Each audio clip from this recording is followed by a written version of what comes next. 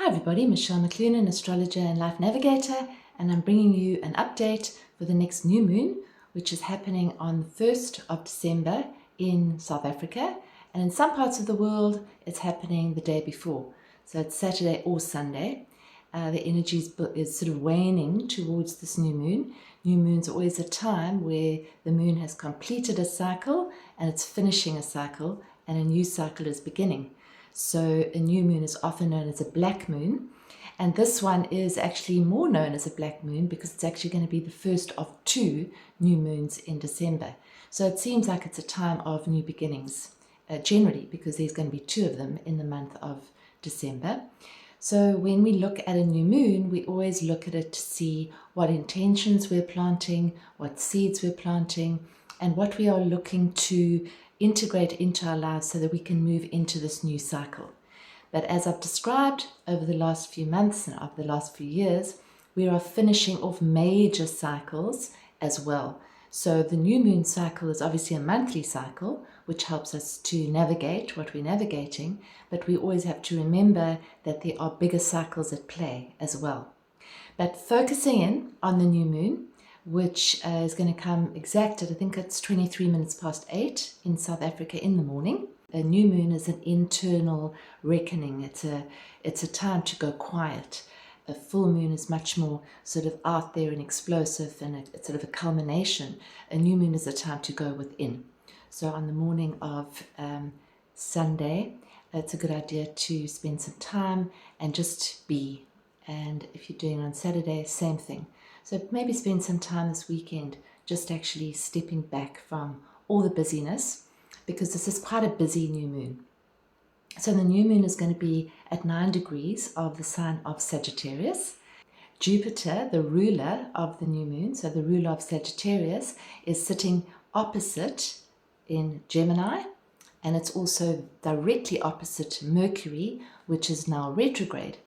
Jupiter being the planet of expansion, opportunity, and bigness. It's the biggest planet that we have in the solar system. Sagittarius really is the sign which relates to higher learning, higher knowledge. It's the sign of us sort of standing in a place of higher perspective where we can see the bigger picture. The biggest kind of symbolism for Sagittarius is growth and expansion and learning. It's the desire to find out the truth, to go beyond the norm, to see what's higher, deeper, wiser, which has more which has more meaning. So when we have a new moon in Sagittarius, it's about planting seeds for that, for our journey. Sagittarius rules journeys, and this is really a life where we are on a journey. It's an experience. This is not one thing and then it's all sort of suddenly changed. We're actually on a journey. And I think just to point out that these planetary alignments are cyclical. All of it, everything is cyclical. Life is cyclical. Doesn't mean that just because a planet moves into a new sign, or we have a new moon, or we have a full moon, that everything's suddenly going to change. It's a process. This new moon is really telling us or encouraging us to embrace the journey as opposed to the destination. Sagittarius is about the journey. It's the sign of travel and exploration and learning. So we want to go out of our normal daily environment and learn something new and speak to somebody of a different culture and expand our awareness. So take the blinkers off. With Jupiter in Gemini, there's a lot of information coming out right now. Lots of different opinions, lots of different takes on the world situation, on what's happening. And this is a new moon to actually go within and find the truth within you, to find the meaning within you, to connect at a deeper level so that you can actually find an intuitive way forward as opposed to a head way forward. In other words, somebody's told me this, so now that's what's happening. Look at it. Look at it from a higher perspective. Get out of the sort of maelstrom of media and questions and opinions and see what you think of something or how you feel about something. What's your truth? Sagittarius also relates to belief systems, and our belief systems shift all the time. What you believed last week might not be the same as what you believe this week. What you are aligning with might not be the same as what you were aligning with last year, last month, 10 years ago, 12 years ago. So what are you aligning with now? What are you believing? If we believe that something's going to be a really dead end thing, or if we believe that life is out to get us, then that's the vibration that we're going to be vibrating at. And to remember that we're all vibrationary beings. That's all we are. We're energy. We're moving particles of energy. So wherever our belief system is, whichever lens we're seeing the world through, that's the level at which we're going to be vibrating. If we're seeing the world as an unfair place, where people are going to betray us, that's very likely we're going to find people or align with people that betray us. It's not a punishment, it's a natural phenomenon. If we see the world as a beautiful, loving place, and that we're actually bringing people into our space that are beautiful and loving, then that's generally what we're going to align with. We still are going to have challenges, because it's through the challenges that we grow. And this new moon is also in a connection, in what we call a square to the planet Saturn, which is the lesson giver. And Saturn is here to say, okay, so you think you have a belief system here, but question it, slow down, lean back and question that belief. Question that perspective that you have about that situation, about that person, and just see if it's actually true. Ask if it's true for you. Not trying to find the truth from elsewhere. This is also a time of great transformation. It hasn't ended. I think a lot of people kind of thought that when Pluto entered Aquarius, everything was going to suddenly magically change. We need to remember that everything's a process. So yes, the energy is shifting, has shifted, as this major alignment has shifted, but we've got to remember that it's cyclical. And the other day I was sitting next to a beautiful pool of water, and there was a dragonfly darting in and out, and beautiful. It was sort of doing circles around this beautiful pool. And I just considered the dragonfly, and although it's not necessarily aligned with Sagittarius or anything, I just feel that it's a very strong image, because we all know what dragonflies are like when they're flying around. They're too beautiful, the sun glinting and showing up their colors. But really the dragonfly starts its life as an egg, and then it turns into a nymph, and it spends a lot of its life underwater. It molts many times in order to prepare to transform into a dragonfly. So it has a lot of incremental changes in that journey. One of which is when the nymph is ready, it climbs up a little stalk or something and puts its head above the water to prepare it for its next journey as a dragonfly. But it's got to prepare for that. It's adapting now to breathing air rather than being under the water. So we could see that as part of our awakening. For most of us, awakening is an incremental process. Some people awaken very quickly. For most of us, it can be a lifetime process, or it can be a process that reveals itself over months or years. So at that moment where that dragonfly is now breathing in air, it then is preparing itself to shed its skeleton and emerge as a new form of the dragonfly. However, the essence of the dragonfly, that which was in the larva, which was in the egg, is still the same. The essence is the same. The form is changing. And so what transformation is the form is changing. The essence of who we are is the same. It's eternal. But the form that transforms is changing. And this is, for me, that's what the energy of Sagittarius is a little bit like, because prior to Sagittarius, we have the moon and the sun and a few planets moving through Scorpio. Scorpio is the deep waters. It's the sort of hatching place of transformation. It's where we go deeper and we look at our patterns and we look at our conditioning and we look at our trauma. And that's what's been happening for a lot of people over the last few months. It still is, because it's not done. The cycle's not done.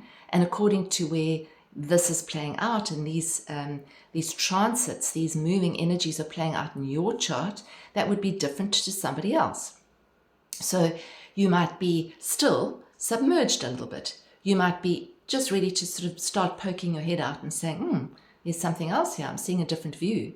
I'm seeing this from a different perspective. Oh, my goodness. It's very different from being underneath the water. Nothing wrong with being underneath the water. It's just a different perspective. So you're popping your head out. Or you might be literally ready to actually fly. You might be finding a joy, a lightness, a raised consciousness, a new perspective, or you might still be in that cycle of transformation. And I think it's not to judge either one. It's not bad to be in the water. It's not bad to be feeling the trauma, to be feeling the conditioning, to be shedding skins, to be shedding the old, to be seeing the old patterns that are coming up, so that we can choose something else. We can choose a different perspective. We can choose to live more in joy, more in lightness, and less in heaviness.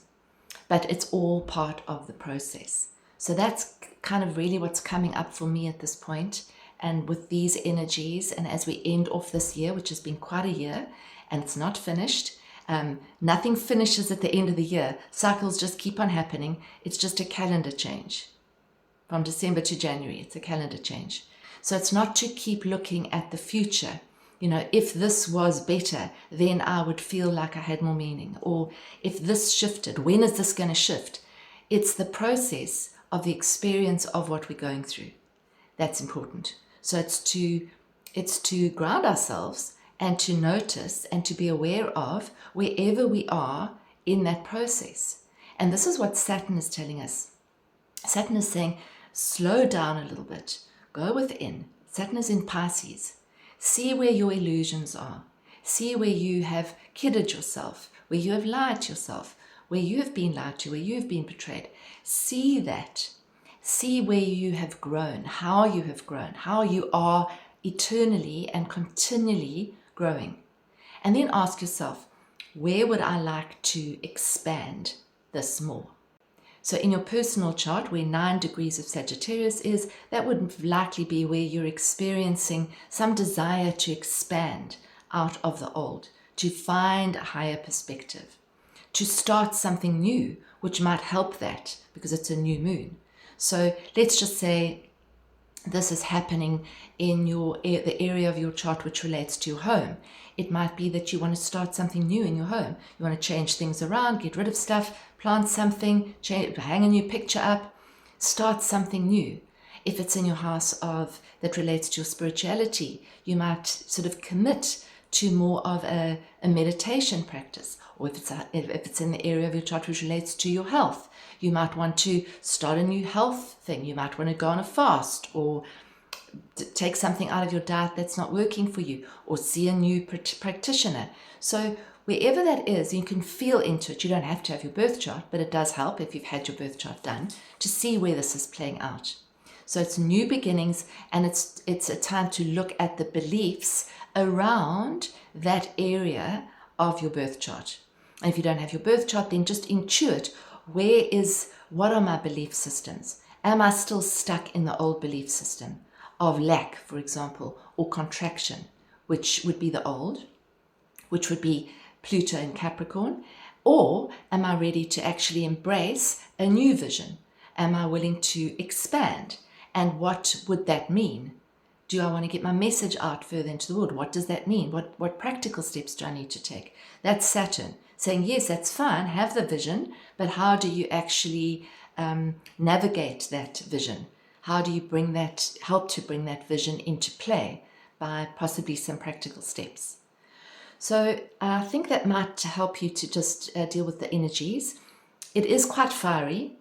We also have Mars, which is turning retrograde shortly after the new moon, a couple of days after. And Mars is in the sign of Leo. So we've got 4 of the personal planets in fire signs. So I would say just be aware of that. Mars is still opposite Pluto, and that can bring anger up to the surface and reactivity and explosiveness. So that's still around. So there's sort of an energy of contraction, expansion, sort of going within, going without, and then there can be that volcanic energy that's still around. So as I usually say, is just bring yourself into presence as often as you can during the day, especially when a button has been pressed, you've been triggered. Just see if you can draw back, see if you can lean back out of the situation and see what's coming up for you. And ask yourself, instead of why is this coming up for me, how might I be growing through this experience? How might I be growing through this interaction, this situation? How is it aiding me, helping me on my journey of evolution of the soul, not just of the human? I did draw a card, and it was interesting. I drew a card out of the Wisdom of the Oracle pack by Colette Baron Reid. And this one popped out. It's flexible, which is interesting because Sagittarius is a flexible sign. It's a mutable fire sign. Sagittarius is the sign of the archer who's shooting his arrows out into the universe to find meaning, let's just say, to seek the truth. Okay? If I align the Sagittarian energy, Sagittarius would be, you've lit a fire, the fire's in the fire grade, that's the Leo energy. It's held, contained fire. Sagittarius energy are the sparks flying out of the fire grate to start new fires. So that's beautiful. It means that it's an expansive energy. You know, what new things do you want to start? What new things do you want to align with? So that's very good. But it's mutable fire. Mutable fire is flexible, adaptable fire. So it's a case of actually looking also in this new moon, before I read the card, to see what's my fire doing at any one moment. Is it burning me up? Is it about to explode? Do I need to go outside and release some steam? Just check in with your fire. It's quite a useful process, and maybe bring your fire into alignment and bring your fire down a bit if you feel that it's high with some water. Dip your feet in some water, go for a walk along a water course, immerse yourself in the water. If you can't do that, have a long shower, have a long bath. It calms the fire. So flexibility, or flexible. The essential meanings is interesting, which is teachability, open-mindedness, adaptability without compromising what's most important. So it's very Sagittarian, very interesting. The oracle's meaning: a tree's roots are solidly planted in the ground, yet its branches can bend in a hurricane, whereas a rigid structure, like a building, could come crashing down. Consider how the tree remains supple and secure when everything around it may be in shambles. This is how you need to be right now. Willing to learn new things, Sag. Teachable, Sag. Malleable, yet firmly grounded in who you are, in the essence of who you are. Common sense is important. That's what Saturn's giving us. But so is an open mind. Stay curious, Sagittarius and Gemini. Stay open, same. Stay aware. At this time, others might be more flexible with you too. So the more flexible we are, we could actually change the field around us and help to make the field more flexible as well. It's got a relationship message, which I think is important, because we've got Venus also in a sort of wide alignment to Pluto, and Venus is the planet of relationships. So relationship message. In every relationship, it's important to be open to new experiences and learning new things. Letting go of rigidity is what's required right now. You do not always have to be right, do you? It's okay to sometimes come to a happy compromise. You can still get your needs met. It's a beautiful day when you meet halfway. The appearance of this cardinal reading could also signal that you may have met someone new who may not be your type, but will turn out to be special, that you can easily release your old ideas about what sort of partner is right for you. Be flexible. You'll be happy you made that choice. Prosperity message. Even when you have a clear vision of how you're going to manifest something, what it will look like, who will share in it, and what will then be available to you, you need to relax and open to other possibilities. That's very Sagittarius, very Jupiterian. It's not about the destination. Spirit may have better plans for you. It could be a job you hadn't thought of, a new source of money, or some other opportunity that eluded your imagination. Be flexible and remind yourself this or something better manifests for me now. Then be willing to bend a little, lean back a little bit, and enjoy the miraculous results. The protection message of this card: when you or someone else becomes too rigid, you lose the access to growth and untapped potential. and find yourself in an us versus them scenario. Loosen up, open your mind and your heart, and see if a more flexible approach feels better. Rigidity will set you up for a fight where there are only losers and no winners. So that's a good question to ask. Where am I being rigid? Where can I be more flexible? Could you find a way to bring about a result that is mutually beneficial? Meet in the middle. Spirit makes a great mediator. So I think that's really, really beautiful and quite helpful for this new moon and for the next week or two, just to help you to navigate that. We have an inner space community, which is an online community that meets twice a month.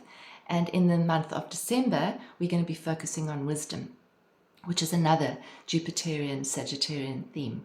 So you're welcome to join us. The link is down below. It's our inner space community. I will be available for readings from January. I'm taking a little break in December, but I'm booking now for January. So if you'd like to book a reading for the new year, to look at your solar return and to look at what's in store, please just email me and I'll come back to you with some appointments possibilities.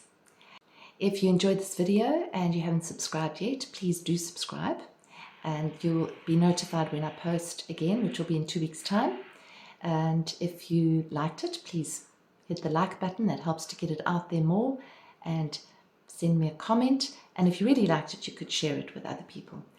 So this new moon, take some time out, go within. That's what the new moon's for, and just connect with what seeds and what intentions you're wanting to plant for the next lunar cycle and maybe for the next year as well. Thank you so much for listening, and much love.